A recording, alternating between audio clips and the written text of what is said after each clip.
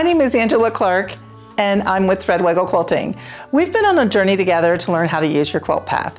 And today we're going to learn what to do when you have a thread break. So my thread has broken on my quilt near the point. It's actually broken right where it's showing on the screen, but I'm going to restart it back at that point. So I would move my long arm to make sure that my thread is on the point. It's easier to align to a point because you can see direction change when you are doing trace forward one and trace back one.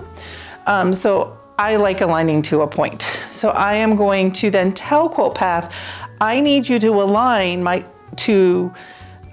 pattern to where my machine is positioned right now. So I have my needle on that point. The needle is up right now because the machine's about to move, right? And then I'm gonna tell it, I want you to get to the closest stitch to where my long arm is at this moment. And you're gonna see that it's gonna put me right in that point, okay? So it locked it on and it moved the machine and it is right in the point. Now, when you are tracing forward and tracing back, you cannot lean on your roller at all. Can't put your hand on it, can't lean up against it.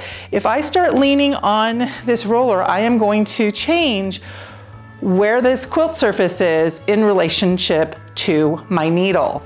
So that's one of the reasons I wanted you to place things close to yourself a couple videos ago, so that if you're having to repair a pattern, you're not having to get to the back of your frame.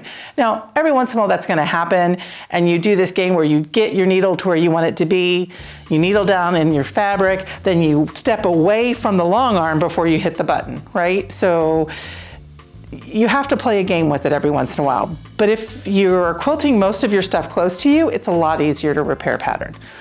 So what I wanna do is use this -1 and +1 trace buttons to watch the foot of my long arm, right? And make sure that, okay, I'm going across the top part of my little hook. If I come back down and I go plus, I should see it change directions, and it just changed directions. So that is the point of that hook. If I had picked back to that point and tie, knot, and buried, I would have a clean start and stop in that point. In the real world, I'm actually just gonna let it stitch over a little bit of the design that it was stitching, because number one, I didn't really have a thread break. I simulated it for you, I cut my thread. So my stitching is beautiful and my tension is perfect. So there was really no reason for me to pick it out at this point. So I am going to do a needle down, needle up where my long arm is at this moment.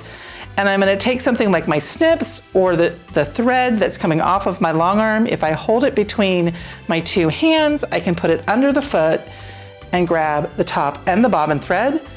And then I can hold those two threads, hit sew again, and make sure I'm not leaning on anything when I do it. And it should stitch right over the stitching that it had already stitched, which it did. And I'm just keeping the ends away from where it's stitching. But really that's all there is to restarting your thread. That's really all there is to repairing pattern inside of Quilt Path. I hope you're enjoying this series of videos that we are shooting on how to use your new Quilt Path. Please comment and tell us what other things you'd like to learn. Also, if you like this video, it helps us out with the YouTube algorithms. And then lastly, if you'll tap on the notification bell on your screen on YouTube, YouTube will tell you the next time you log in if I have a new video for you to view. I hope you're having a great day and happy quilting.